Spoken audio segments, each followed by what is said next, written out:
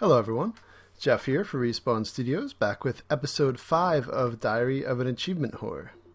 Now I always seem to forget about making videos for this series, and then I get messages from you guys either on the past videos or on Xbox asking me to make another one, so here we go. This will be my closing thoughts on what I thought they did well with achievements and what I really liked about them on 360, and then what I hope they will become and evolve into and not evolve too far away from what they already are on Xbox One, which comes out in 20 days, a little less than 3 weeks.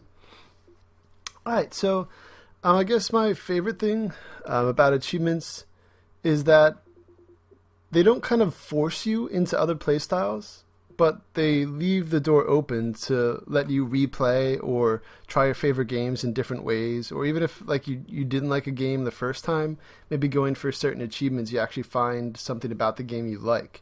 And I think that was a really cool idea. Maybe it wasn't like inherent in how they designed the system, but I think that was one of the cool things that came out of it. Now of course there are some stupid things, as I always said in past videos, where people got achievements just for the sake of getting a high number and got like the same game in different languages and all that crap, or like found glitches or save files just to like install crap. No. The point of achievements is to have fun, I think. Being an achievement whore, you shouldn't just play games for the sake of playing them. I mean, that's usually the starting point if you're just trying to get like an outrageous gamer score. But I also love a lot of different genres of video games, so it was also kind of like just an excuse for myself to try out a lot of the different games that are out there. And I guess that's the second really big thing I love with achievements. If you really get into being an achievement whore, wanting to get as many achievements as possible, try and find the easiest games, it gets you ready to try a variety and maybe even a few different genres that you're not accustomed to, or you might have disliked in the past, but now you maybe find something you do like about it. I've never really liked fighting games, and I don't really have many fighting achievements.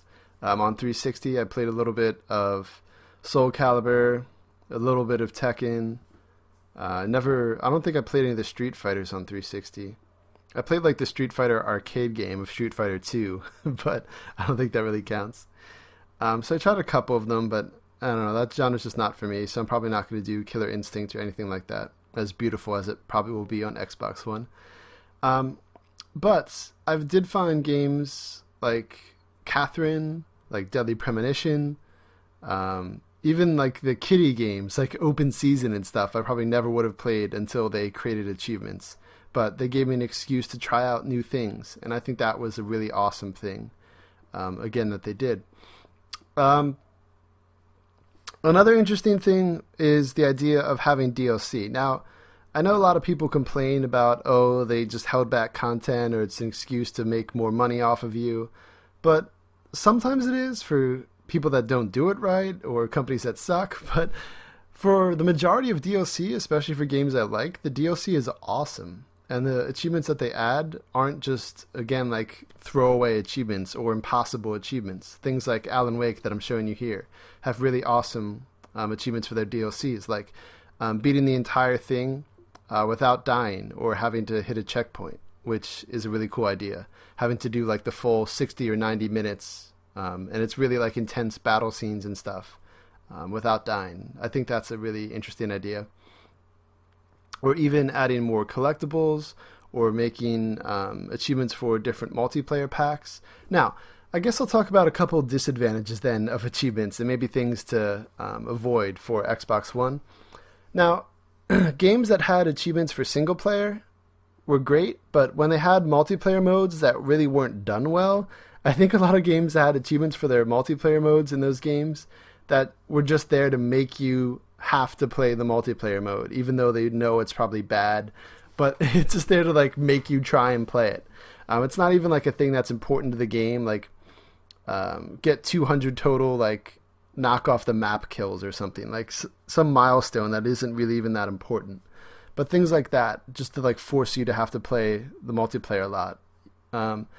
Yeah, it makes sense in games that have like a really established multiplayer, but where they're trying it as something new. I see it like, okay, they're trying to get you to play it for the first time, but a lot of games just threw it in there, making you try and do a multiplayer that was bad.